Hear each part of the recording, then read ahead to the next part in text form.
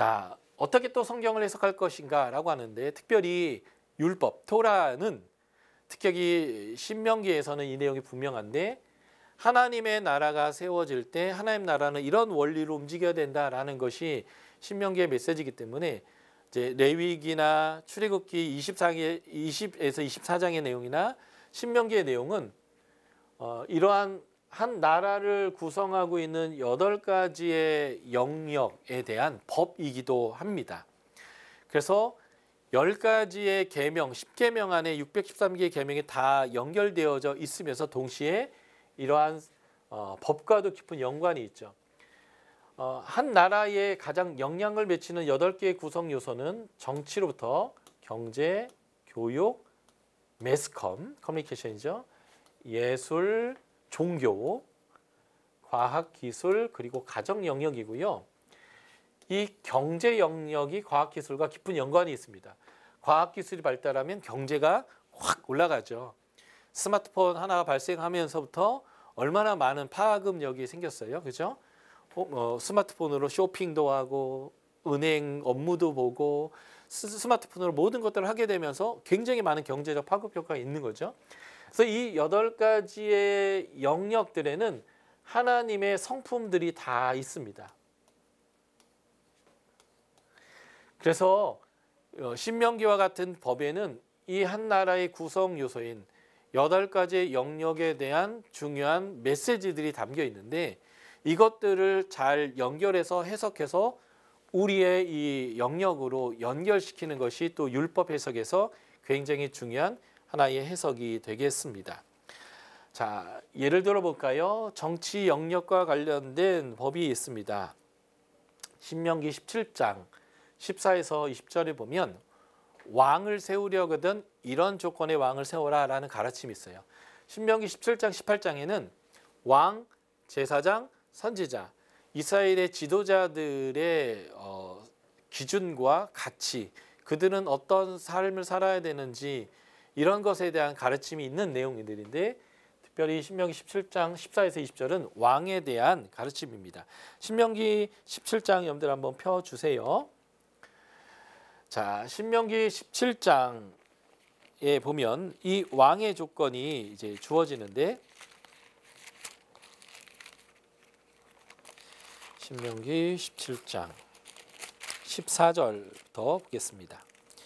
내가 내 하나님 여호와께서 내게 주시는 땅에 이르러 그 땅을 차지하고 거주할 때에 만일 우리도 우리 주위의 모든 민족과 같이 우리 위에 왕을 세우겠다는 생각이 들거든 이렇게 하라는 거예요. 첫 번째, 유대인이 아닌 사람을 세우면 안 됩니다. 형제 중에 한 사람을 세워라라고 하는 것이죠. 예. 가족됨으로 다스릴 수 있는 리더를 세우라는 거예요. 그리고 그가 해야 되는 중요한 내용 중에 하나는 병마를 많이 두지 말 것이고 병마를 많이 얻으려고 애굽에 내려가지 말아야 한다라고 얘기합니다. 일종의 하나님을 의지하는 왕이 되어야 하고 하나님을 대신해서 여호와의 싸움을 싸우는 그런 왕이 되어야 한다는 것이죠. 그리고 아내를 많이 두어서 마음이 미혹되지 말게 해야 한다라고 합니다. 신명기 7장에 보면 가나안에 정복할 때에 이방 사람들과의 결혼을 금합니다. 가장 큰 이유는 이들의 우상이 이스라엘 백성에게 들어오게 되고 그래서 우상을 숭배하게 돼서 이스라엘이 멸망할 것이기 때문이라는 거예요.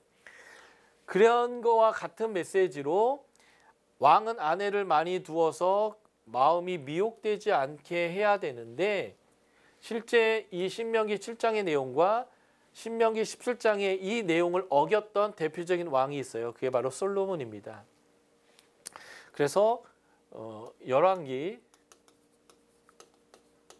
11장에 솔로몬이 하나님보다 자신들의 아내를 사랑하게 되고 그 아내들에게 미혹을 받아 우상을 숭배하게 되고 우상의 신전들을 예루살렘 동쪽 산에다 짓는 일을 하게 되면서 나라가 두 개로 쪼개지는 일들이 벌어지게 되는 거죠. 예. 그래서 이렇게 하지 마라 라고 또 말씀하셨고 또 뭘 얘기하냐면 이게 굉장히 중요한데 5번째 제일 중요하죠. 4번째, 자기를 위하여 은금을 많이 두지 마라.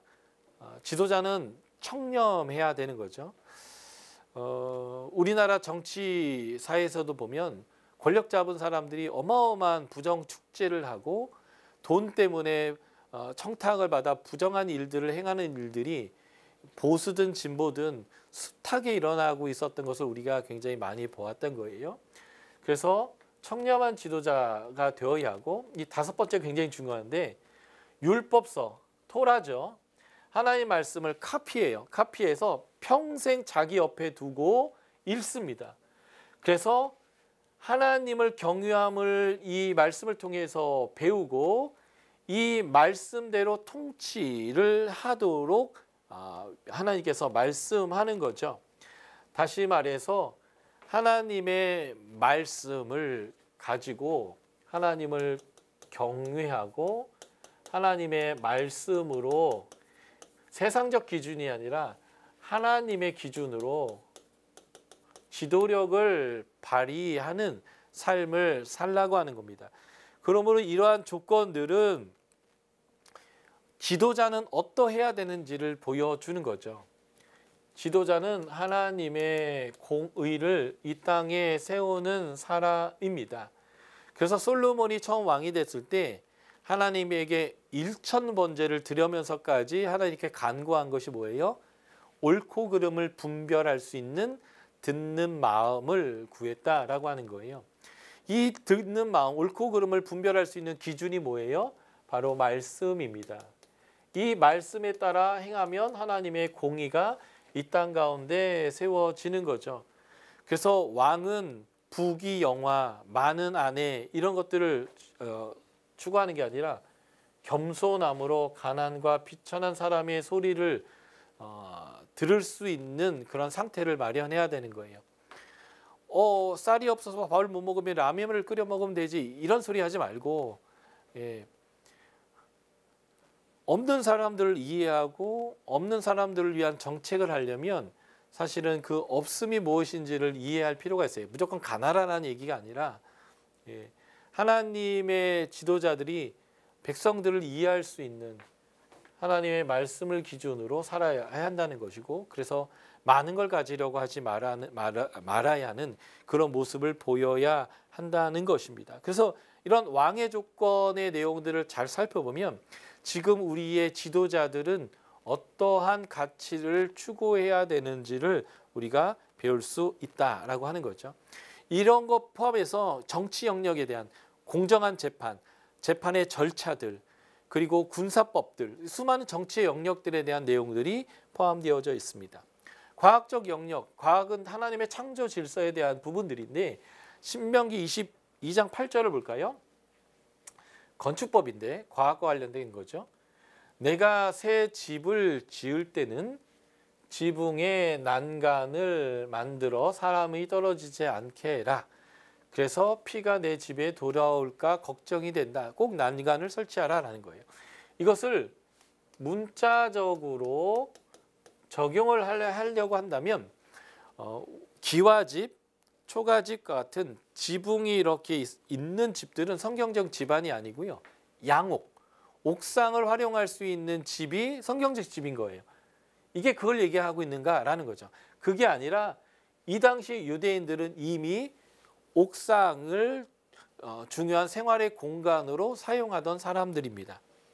왜냐하면 굉장히 더운 지방에 살고 있기 때문에 흙집을 지었고 흙먼지들이 너무 많이 날리기 때문에 창문을 늘 닫아놨어요. 근데 지금처럼 유리 창문을 달 수 있었으면 빛이 들어올 수 있겠지만 그렇지 않아서 집안은 늘 깜깜했습니다.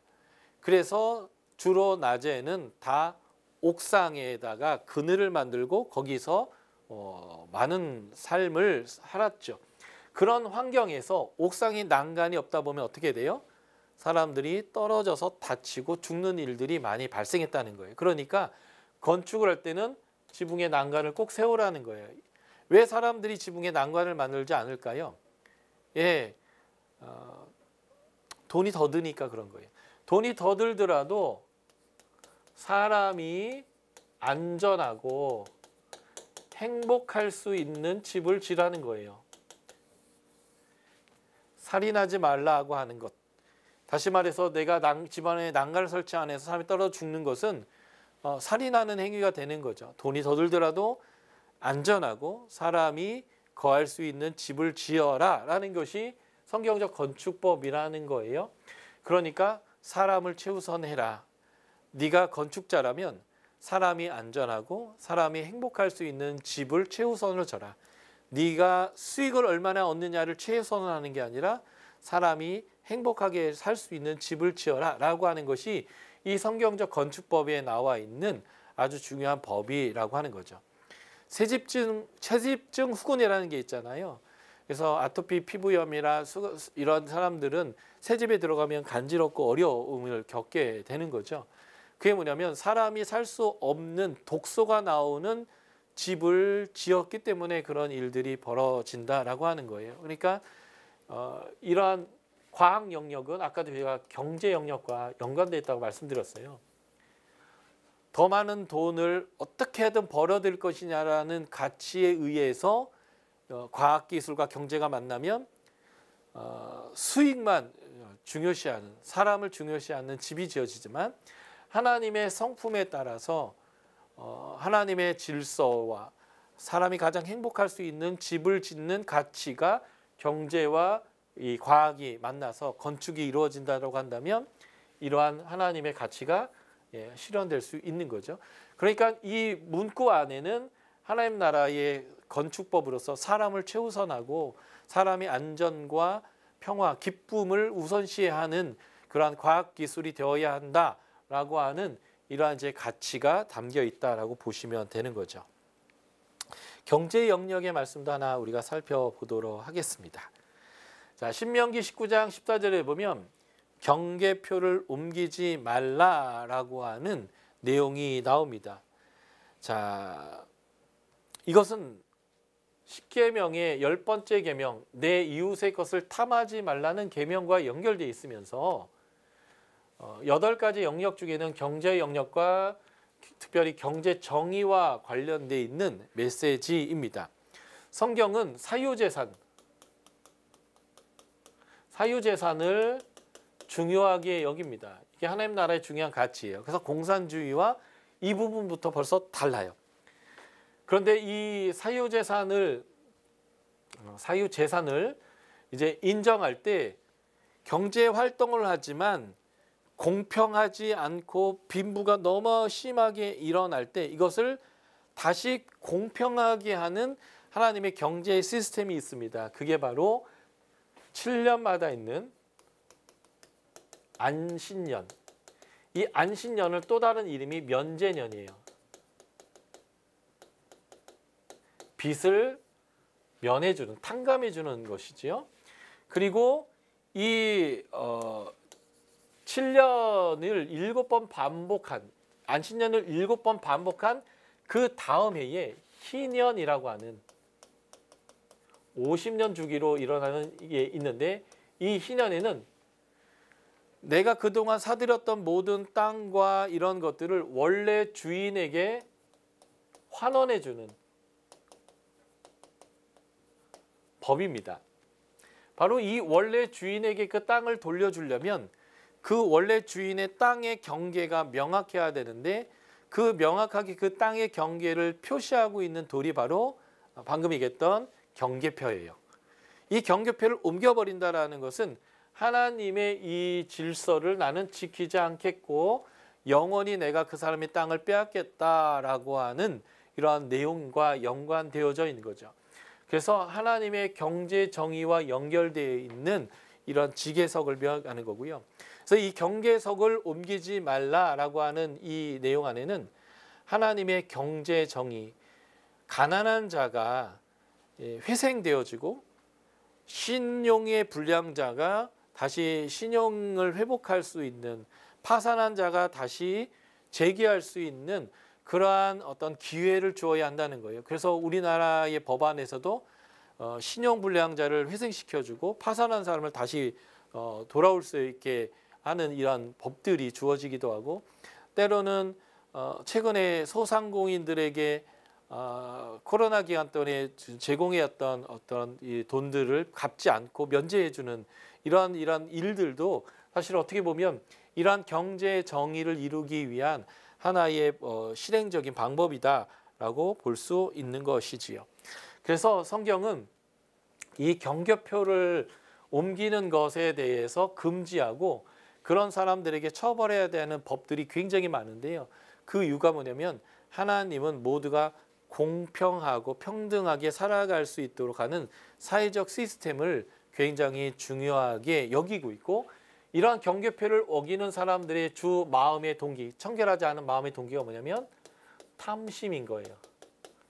마치 우상 숭배와 같은, 사유재산을 인정하고 많은 재산을 획득하는 것을 허용하지만 그것에 대한 기본적인 동기 안에는 다른 사람들도 잘되게 하는 것들을 동반한 사유재산을 인정하는 모습들이 바로 성경에서 말하는 내용이고요. 그래서 이 법을 어겼던 대표적인 사람이 아합 왕입니다.